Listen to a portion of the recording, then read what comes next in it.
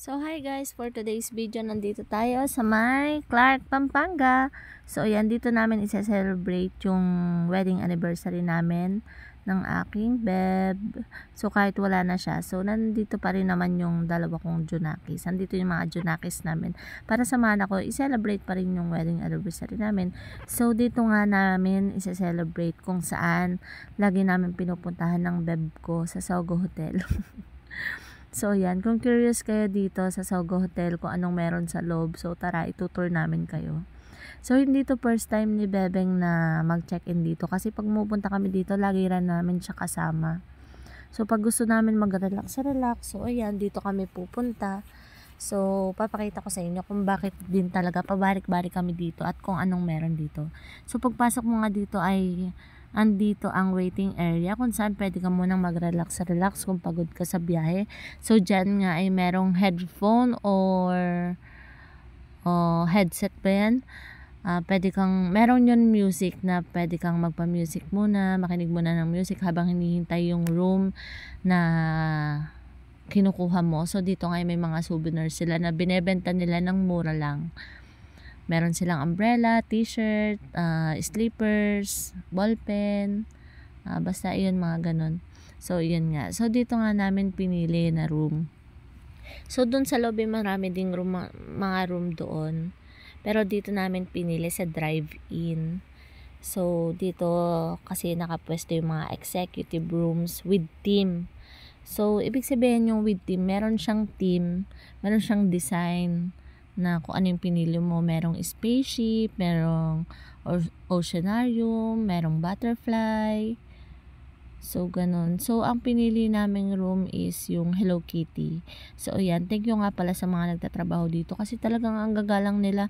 Pagka nakita ka nila, talagang yuyuko sila para batiin ka. Hindi sila magsasawa na bumati palagi. So, ito na nga yung pinili naming room, yung Hello Kitty. So, second time yata namin to na mag-Hello Kitty. So, pagpasok mo nga dito ay merong malaking garahe na kung saan kasyang-kasyang inyong 4 wheels. So, yan, dito nga ay aakyat tayo. Syempre, nakaalalay rin ako sa mga bata. Dito lang ako sa likod nila.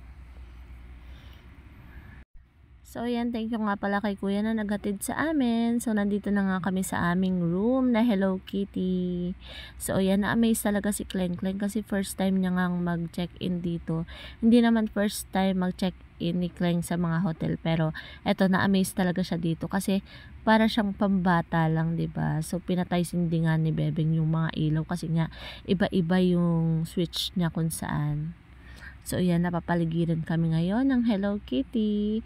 So, sa taas nga niyan ay merong malaking Hello Kitty na mirror. Ayan. So, very cute talaga. Tapos, naka-aircon na din siya. Tapos, meron silang malaking TV dito. Tapos, merong vault kung saan pwede nyong pagtaguan ng inyong pera kung aalis-alis kayo. Tapos, meron din silang blower, may vanity.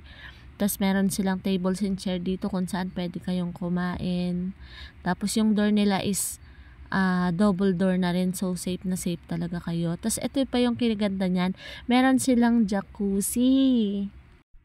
So ayan, meron nga silang jacuzzi na kung saan ay meron din na may bath gel na, merong toothbrush, toothpaste, shampoo, tapos meron na ring suklay, tapos meron na ding towel. So talagang agree talaga ako dun sa so clean, so good. Tapos ang shower nila dito is hot and cold. So kahit naka-aircon kayo is hindi ka lalamigin kasi nga yung tubig nila is meron namang hot. So ayan. So, ayan, feeling ni Kleng Kleng. First time ni Kleng Kleng mag-jacuzzi ata. So, ayan, itetesting daw niya kung malalim. Kasi para na rin siyang mini pool. Lalo kay Kleng Kleng kasi, 'di ba? So, dito nga, ang binayad ko dito is 2,380. So, sa 2,380 na yon is 24 hours ka na mag-check-in dito. So, ay nga, hindi na nga natin patatagalin, pupunuin na natin yan. At ang ginamit naming water dito is warm water para masarap siya sa katawan. Yung matatanggal yung mga lamig-lamig mo sa likod. At nalagyan na nga nila yan ng bath gel. So, yan yung magpapabula sa jacuzzi. So, ayan, sinindihan na nga na, o inopen na nila ang jacuzzi. So, ayan, magsisimula na yan. Bumula ng bumula. At ayan, bubulayan ng marami. Hanggat hindi mo pinapatay yung ano niya. So, ayan, naglaro-laro na nga kami. Kung dati ibang sakit ang nararamdaman ko dito, ngayon ay mas masakit.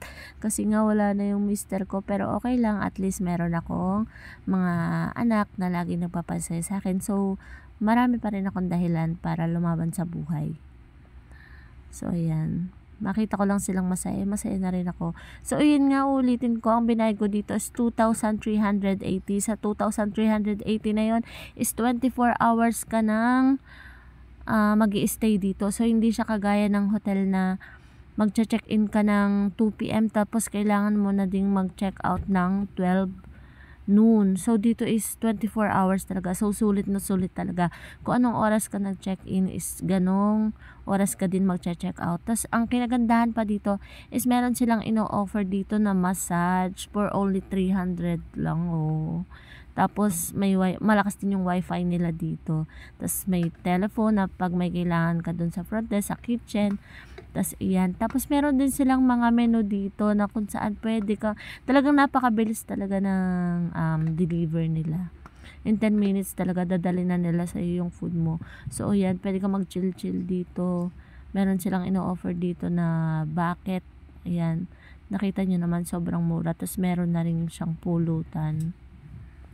Tapos yung mga, ayan, tapos meron na rin silang pumbukas ng bote. Syempre kayo yung magbubukas. Tapos meron din silang mga food dito na talagang masasarap din talaga. So yan, complete dito. May all day breakfast, may mga crispy pata, may mga soup din dito. So ayan talaga.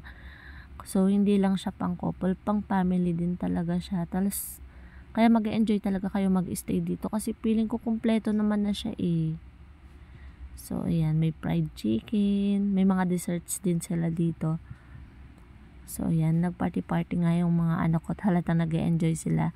At nagdala nga pala kami dito ng mini video kay para meron kaming pagkakantahan. So, ayan, nung morning dumambay kami dito sa dining. So, pwede kayong manghingi ng hot water, ng ice. So, yung noodles nga pala namin yun is binili lang namin sa 7-Eleven.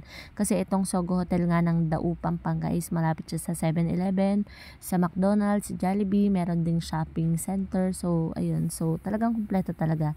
So, ayun lang. Sana nag-enjoy kayo at alam nyo na ngayon kung ano yung meron sa loob ng Sogo. So clean, so good. Bye!